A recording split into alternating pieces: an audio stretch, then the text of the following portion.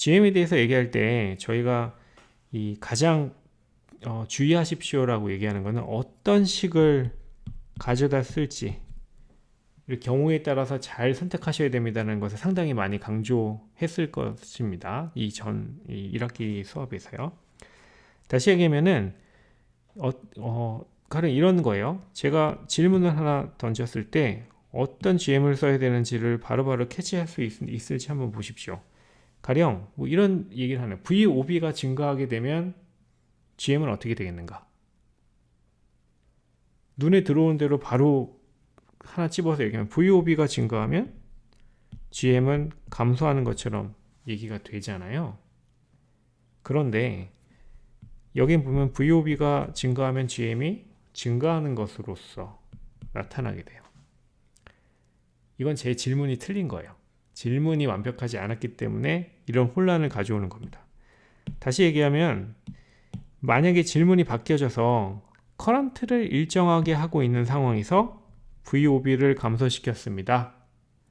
그러면 이때는 이 첫 번째 식이 뭔가 명확하게 얘기하는 거고요. 만약에 그런 질문을 했을 때, 그런 스테이먼을 들었을 때, 커런트를 증가시키고 있을 때 커런트를 고정하고 있을 때 VOB를 증가시켰습니다. 감소시켰습니다. 뭐 이런 스테이먼을 들었을 때 이거를 선택하면은 사실 말이 안 되죠. 왜냐면 이 식을 한번 보세요. 커런트를 고정하고 있을 때 VOB를 감소시켰다는 얘기는 커런트에 대한 요식을 염두하시면 어떻게 하고 있다는 얘기예요. VOB를 감소시켰다는 얘기는 지금 보시는 요 항이 엄청나게 줄어들었다는 얘기거든요. 근데 커런트를 고정했다라고 얘기이기 때문에 다른 변수인 W over L 이런 것을 엄청나게 키웠다는 얘기예요. 그러니까 지금 요식에서 보고 있는 얘를 줄이긴 했지만 W over L이라는 요 항은 키우고 있다는 얘기거든요. 얼마나 더 키우고 있냐? VOB의 제곱의 비율로 키우고 있는 겁니다. 그러니까 이걸 놓고 할 때는 한 번 더 생각해 줄 수밖에 없는 거고, 따라서 가장 좋은 거는 스테이먼이 담고 있는 모든 항들을 다 담고 있는 그런 식을 찾아서 이용을 하셔야 됩니다. 좀 전에 딱 이거였어요. ID를 고정했을 때 VOB를 변화시키고 이때 GM이 어떻게 되는가? 라는 것을 물어보면은 이 식을 선택해야 되는 거고요. 거꾸로 이제 거꾸로가 아니라 조금 다르게 내가 디바이스를 디멘전을 고정한 상태에서 VOB를 바꿨다. 그러면 이게 합당한 거죠. 이런 식으로 골라서 쓰셔야 되는 겁니다. 그러고 나서 이제 중요한 것 하나가 이런 겁니다. 제가 GM에 대한 시기에서 이것을 가장 좋아한다라고 얘기했는데 이건 이제 바이폴라하고의 어떤 대꾸를 생각하시면은 납득이 되실 거예요. 바이폴라 트랜지스터에는 GM은 이걸로 끝입니다. IC over VT. 이게 왜 이렇게 되는지 혹시 기억을 하실까요? 커런트, IC. 이것도 조금 달리 얘기한다면 사실 이렇게 써야 됩니다. 전체 커런트 IC, 컬렉터의 커런트라는 게 사실 어떻게 규정이 됐었냐면은 IS라는 어떤 저희가 사실은 온도에 따라서도 변하고 완전 상수는 아니지만 어떤 기준이 되는 상수가 있고 얘의 익스포넨셜 함수로서 커런트에 대한 것을 얘기를 했어요. VBE over VT. 대략적으로요. -1 이런 항 무시하는 건데 커런트라는 것을 컬렉터의 커런트를 이렇게 디파인을 했었고요. 그러면 이때의 GM이라는 것은 어떻게 설명이 되냐면 라운드 VBE 분의 라운드 IC. IC를 VBE에 의해서 미분한 항으로 표현했잖아요. 그게 어떻게 되냐면 이거 미분하면 VT분의 1이라는 항이 그대로 나오니까 VT가 밑에 나오게 되고 그 위에 올라가는 게 원래의 커런트에 대한 식이 그냥 가게 돼요. 그래서 그때 어떤 DC 커런트를 바이어스 포인트인 DC 포인트를 얘기한다 그러면 이 IC를 이제 라지 IC로 표현을 하는 거죠. 그러니까 GM이라는 게 IC over VT로 표현되는 게 바이폴라 트랜지스터에서 나타나는 겁니다. 그러면 IC와 ID는 대꾸가 되는 항이잖아요. 그쵸? 그렇기 때문에 여기서 보시는 것처럼 ID, IC 그 다음에 어떤 볼티지, 얘는 서멀 볼티지, 상온에서 25mV라고 얘기하는 서멀 볼티지고 모스에서는 2분의 VOB라는 어떻게 좀 결정할 수 있는 혹은 결정되는 이런 볼티지가 분모에 들어갑니다. 그래서 ID over VOB over 2 이게 GM에 있어서는 가장 많이 이용되는 거고요. 그게 이제 바이폴라 트랜지스터에서의 요한과 대꾸를 이루게 됩니다. 그래서 GM에 대한 얘기는 뭐 아무리 강조해도 지나치지 않고요. 그 다음에 아웃풋 레지스턴스라는 게 있죠. 아웃풋 레지스턴스는 보시는 것처럼 이제 R not으로 표현되고 바이폴라 트랜지스터에서는 V over IC로 표현을 하고 있습니다. 얘는 기억을 하실 게 이런 거죠. 이제 앞에서도 이미 한번 설명드렸는데 이 커런트와 볼티지 관계가 이렇게 올라가다가 이런 기울기를 가지고 있다 라고 했을 때 이 기울기를 가지고 쭉 내려가서 여기와 만나는 이 지점을 이제 마이너스 VA라는 볼티지, early 볼티지라고 표현한 거예요. 그래서 이 커런트를 이 IC라고 얘기하게 되면은 이 기울기라는 게 VA분의 IC에 의해서 만들어지고 그 기울기의 역수가 이 커런트와 볼티지의 이 관계를 설명해주는 1 over R not이 이제 이 기울기가 되는 거죠. 그래서 기울기의 역수가 R not이 되는 거죠. 그래서 R not을 VA over IC로 표현했습니다. 그것과 그대로 대꼬를 만들어서 V over ID로 표현하고 있고요. 그 다음에 이거는 사실 좀 더 파퓰러한 거는 1 over lambda ID라고 해서 람다라는 이 상수를 이용해 줍니다. 그리고 람다라는 건 뭐냐? 1 over VA이고 VA 자체를 사실은 채널 랭스 L에 비례하는 것으로 보통 표현을 하게 돼요. 그래서 R not은 1 over lambda ID다. 이게 사실은 여러분들 입에 좀 붙어 있을 거고요. 뭐 시험에서도 많이 아마 이용을 하셨을 거고 람다는 L에 반비례하는 항이다. 다시 말해 L이 크면 채널 랭스가 크면 R not 이 아웃풋 임피던스가 커지는 그런 경향을 갖는다 라고 얘기할 수 있습니다. 이게 가장 기본적인 이제 저희가 앞에서 다뤘던 이 컴포넌트들 GM과 R not에 대해서 설명한 겁니다. 그리고 나면은 이 GM과 R not을 곱한 이 인트린직 게인이라는 게 어떻게 됩니까? 라는 것을 얘기를 해야 되는데요. 바이폴라 트랜지스터에서는 너무 쉬워요. 뭐냐면 좀 전에 GM이 뭐라 그랬어요? IC를 VT로 나눈 거, R not은 딱 요거 VA를 IC로 나눈 거. 그렇기 때문에 그냥 인트린직 게인은 VA를 VT로 나눈 걸로 끝나게 됩니다. VA는 디바이스에 따라서 달라지는 거고요. VT는 3월에서 25mV, 26mV 뭐 이렇게 얘기하는 서멀 볼티지를 얘기합니다. 볼츠만 상수에서 결정되는. 근데 모스펫에서는 대꾸가 되는 식을 그대로 적용하는 겁니다. 여기 ID over VOB over 2 좋아하는 식이라고 말씀드렸고 여기 R not에 대한 거는 VA over 2이고요. 그러면 여기 보시면 VOB를 어떻게 정하냐에 따라서 이제 달라지게 되어 있어요. 혹은 ID와 ID라고 표현하고 있지만은 GM에 대한 식과 R not에 대한 식이 다시 한번 살펴보시면 이래요. 이 R not은 좀 전에 설명드린 것처럼 1 over lambda ID에 의해서 결정되는 항이고요. 그 다음에 GM이라는 항은 디바이스의 디멘전을 그대로 가져간다고 했을 때 커런트를 바꾼다고 하면 커런트의 이 2분의 1승에 의해서 변하는 항으로 표현이 됩니다. 다시 얘기하면 이때 GM 곱하기 R not을 하게 되면은 ID에 대한 식이 이제 마이너스 2분의 1승에 비례하는 GM의 익스프레션을 저희가 갖게 돼요. 다시 얘기하면 이건 이래요.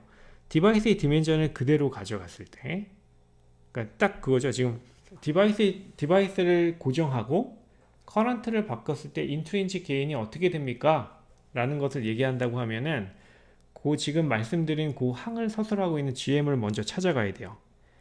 딱 그게 요거죠. 디바이스를 고정했고요. 죄송합니다. 디바이스를 고정했고 커런트를 바뀔 때 GM을 얘기하고 있고 그 다음에 커런트가 바뀔 때의 R not은 이렇게 바뀌잖아요. 이 두 식을 그냥 가져다가 사용하게 되면은 결론적으로는 커런트가 증가하면은 GM-R not 이 인트린식 게인이 줄어드는 상황이 만들어져요. 이게 약간 기억하기가 조금 어려워요. 뭐냐면 커런트를 많이 쓰면 뭔가 여러분들이 지불하셨잖아요. 비용을 지불했으니까 좋은 거를 얻기를 뭔가 기대를 하실 거예요. 근데 인트린식 게인은 좋으면은 높으면 좋을 것 같잖아요. 그렇기 때문에 커런트를 높이면 마치 인트린식 게인이 증가할 것처럼 그냥 그 사람의 어떤 즉각적인 뭔가 본성에 따르는 반응이 될 텐데 실제로 그렇지 않다는 얘기입니다. 커런트를 증가하면 인트린식 게인은 줄어든다. 그럼 뭐가 좋아지냐? 뭐 이런 것들을 해야 되는데 이런 얘기를 해야 되는 그 부분은 뭐 다음 시간에 다시 다루도록 하겠습니다. 근데 VA에 대한 일반적인 수치나 지금 말씀드린 어떤 인트린식 게인이 ID에 따라서 이런 이 의존성을 갖는다, 이런 경향을 갖는다, 이런 걸 다시 한번 강조하고요. 그 다음에 인풋 레지스턴스에 대한 얘기를 하나만 더 하고요. 인풋 레지스턴스는 모스 같은 경우에는 여기서 보시는 것처럼 그냥 오픈되어 있는 경우이기 때문에 그냥 인피니트의 어떤 레지스턴스 값을 갖는다라고 하고 바이포라 트랜지스터에서는 알파이입니다. 바이포라 트랜지스터의 알파인데 알파이는 그러면 다른 컴포넌트랑 다른 어떤 상수들이랑 어떻게 연관지는가 이 부분만 하고 이번 시간은 한번 마무리를 하도록 하겠습니다. 아까 GM에 대한 얘기를 했어요. GM에 대한 것은 IC over VT라고 얘기를 했고요. 조금 암기하시기 조금 편한 형태로 말씀드리면 GM은 컬렉터에서의 커런트에 대한 얘기입니다. 그렇죠? 그래서 컬렉터의 커런트가 지금 들어가 있고요. 볼티지는 그냥 VT가 들어가 있어요. 근데 R파이다. 얘는 베이스 쪽에서 바라봤을 때 베이스와 에미터 간의 저항을 얘기하는 겁니다. 베이스에 대한 얘기를 하는 거고, 그리고 커런트와 볼티지를 얘기한다 그러면은 얘는 R파이는 저항이니까 커런트가 아래에 있을 거고 볼티지가 위에 있을 거예요. 베이스이기 때문에 여기는 베이스의 전류, 그 다음에 볼티지는 그냥 다 VT예요. 이거는 사실 뭐 아무런 뭐 복잡한 게 아니라요. 아까 얘기한 커런트의 관계식을 생각하시면 돼요. IS라는 게 뭐였어요? IS와 익스포넨셜 VT분의 VB 이렇게 표현됐기 때문에 얘를 미분한 것을 가지고 다 표현하는 거기 때문에 볼티지가 튀어나올 때 VT분의 1이라는 게 항상 튀어나옵니다. 그래서 이런 의미에서 VT가 항상 튀어나오고 있고요. 그 다음에 다른 컴포넌트 하나 있어요. R2를 얘기할 때가 있습니다. 에미터 쪽에서의 저항. 얘는 어떻게 될까요? 얘도 마찬가지로 볼티지와 커런트가 이렇게 있을 거고, 너무 쉬운 거는 그냥 이렇게 됩니다. 에미터 쪽을 얘기하고 있기 때문에 VT over I2가 돼요. 그리고 나서 이 컴포넌트들 간의 관계에 대한 얘기가 여기 있는데 가령 이렇습니다. 알파이는 좀 전에 말씀드린 것처럼 VT를 IB로 나눈 거라고 했고요. IB는 사실 IC를 베타로 나눈 거죠. IC와 IB의 관계는 베이스 커런트의 베타 배가 IC가 되는 거고, 그러니까 얘를 IC over 베타라고 나눌 수 있고, 다시 쓰면 베타의 VT over IC. 요 항 보시면 상당히 익숙한 항이죠. 어디서 왔냐? 요 항에서 왔습니다. 그래서 이렇게 쓸 수 있죠. 다시 베타는 GM 알파이다. 요 관계식, 이런 관계식도 여러분들이 사실은 눈에 익을 겁니다.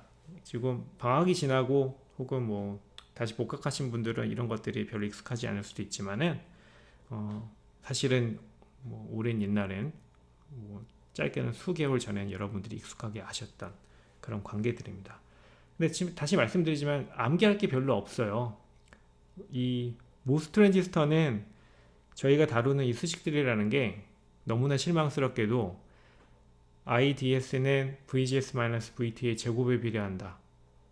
그 너무나 간단한 항. 바이플라 IC는 VB의 익스포넨셜한 항으로 표현된다. 그거 하나에다가 추가적으로 IB와 IC의 관계, 베타 곱하기 IB는 IC이다. 그거 하나. IB와 IC를 더하면 IE가 된다. 그게 이 모든 관계를 설명해 주는 거예요. 너무 재미가 없죠. 사실은 그래서 약간 마지막 여담으로 마치자면 저는 학부를 다닐 때 회로를 너무 싫어했어요. 기초전기 회로 뭐 다 거치셨는데 거기도 사실은 미분 방정식 몇 개 풀고 나중에 그거를 라플라스 포리에르 변환해서 푸는 거 외에는 사실 다른 게 없거든요. 문제만 주구장창 푼다 그러면 그냥 그거 푸는 거라서 실수 누가 안 하느냐가 상당히 중요했던 것 같고,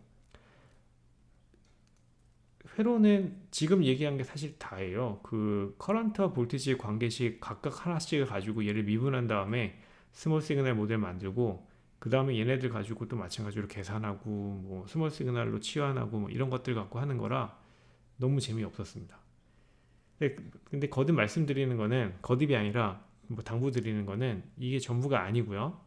이거는 회로를 해석하기 위해서 어쩔 수 없이 거쳐가는 것들이고, 실제로 중요한 거는 회로를 봤을 때 얘가 어떤 동작을 하는지 이해하는 거, 그 다음에 어떤 동작을 할 회로를 내가 설계하는 거. 그렇게 해서 어떤 특정 회로들을 만들게 되면은 그 회로들을 연결해서 좀 더 큰 기능을 할 수 있는 다른 회로를 만들고, 그것을 좀 더 확장해서 조금 더 큰 기능을 할 수 있는 거. 그게 이게 결국엔 뭐 시스템 반도체가 됐든 메모리 반도체가 됐든 상당히 복잡한 회로를 설계해 나가는 과정이 되는 겁니다. 그런 것들을 좀 차근차근 얘기하겠고요. 제가 그러니까 이번 학기가 지나게 되면은 적어도 한 20개, 30개 정도의 트랜지스터를 놓고 눈에 봤을 때 회로를 좀 읽을 수 있는 눈이 트이기를 원합니다. 그게 사실은 수업 시간에 여러분들이 얻어가셔야 되는 일들이고, 다소 딱딱하게 이렇게 진행을 하고는 있지만은 후반부로 가면 갈수록 조금 더 약간 그런 개념적이고 소위 저희가 인투이션이라고 얘기하는 그런 쪽을 좀 더 강조하도록 하겠습니다. 다음 시간에 여기부터 다시 보도록 하겠습니다. 수고하셨습니다.